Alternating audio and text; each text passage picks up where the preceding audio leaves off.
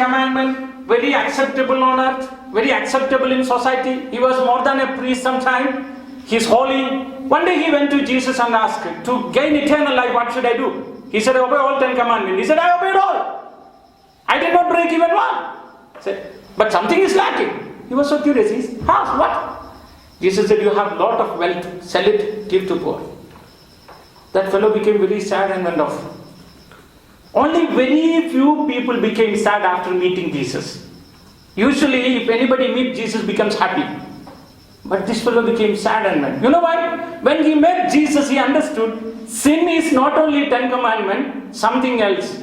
For him, having money was not a sin. And for us also. But Jesus said, something lacking in you. You may be very perfect priest, but something is lacking. That you will understand only when you are attending retreat. It may not be a big issue. For example, you see, Samson, a great prophet, he was having an attachment to women. He never considered it as a big issue. David, same issue. If David saw 2-3 sisters, religious sisters, suddenly the voice is more and joking fun. Something is like, but he is not aware. And you look at Esau, little attachment to food.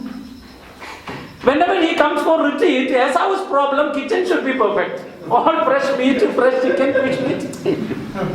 You understand what I'm saying? Something is lacking in Esau, but he never considered it as a big issue. And you take Judas, an attachment to money. Nothing else. He never thought it is a big issue, having money. What is wrong in that?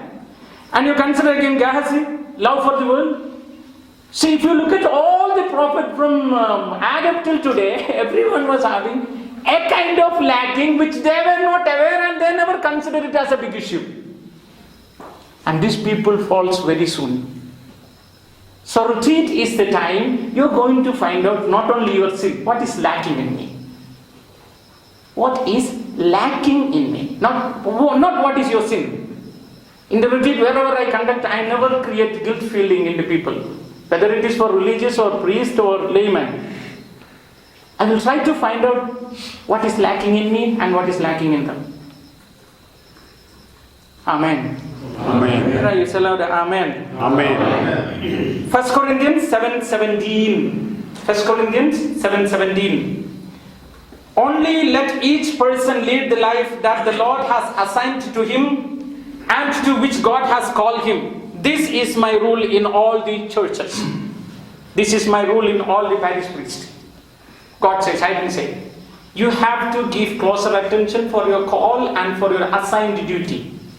Assigned duty. Not only there is a call, you have an assigned duty also. You are all perfect in your call, but the question, are you perfect in your assigned duty? As a parish priest, as a principal of college, as an accountant, as an elder for the orphanage home, as a retreatant, now are you doing your assigned duty perfectly? Most of them are not doing, no pen, no paper. You failed in your assigned duty as a retreatant. You understand what I'm saying? So the retreat is to find out the problem of your call and the problem of your assigned duty. What you missed in. Calls are 4 types. Please write down suddenly. Jeremiah 1:5. It's a human call. God says, I know you by name even before you conceived in the mother's womb. It is a call for the birth. Human call. Everybody has a call from God by the birth. I call you by name. Second call, Ephesians 1:5. He predestined us for the adoption as the son through Christ according to the purpose of his will. Second call is baptism, a call to the church. Call to the birth, call to the church. Third call, Revelation 14:4, that is the call for the priest. And then there are so many other verses for the laity and for the sannyasa, for 3. For the call for the priesthood, call for the sannyasa, which means the religious like sisters, whatever it may be, the Augusta, whatever it may be, and third, call for the family life.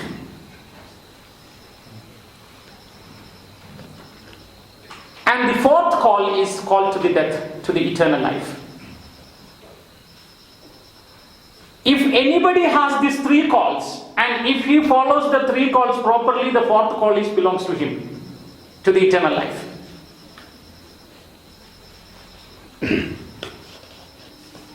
And in this retreat, in the particular retreat which is conducted by Mr. Mario Joseph, in the sense God have appointed me, so of course it is God, but using my body, that's all I am saying. This retreat is a preparation for to give answer to any religious person when they ask you about your faith. Please write down the word from Bible, that will be clear. 1 Peter 3:15. But in your heart, honor Christ the Lord as holy, always being prepared to make a defense to anyone who asks you for a reason for the hope that is in you. So if anybody asks you about your faith, you will be ready to answer them if you attend this retreat properly. I don't know, Father Carlos, unexpectedly he said this retreat is going to become a unique retreat. Honestly speaking, this is going to be a unique. Anyone who attended says that. And then this retreat is, you are advising each other. Not only I am giving you lecture, I want to get lecture from you. Which means there will be questions and answers. Interactive sections will be more in this retreat. So this is not one-man show. You are priest and you are my teachers. And I don't have anything new to teach you. Honestly speaking, I don't have anything new. Only thing, I will make you to remind the things which is either in your subconscious mind or in unconscious mind. I will bring it up, that's all. Nothing new here, nothing new in this retreat.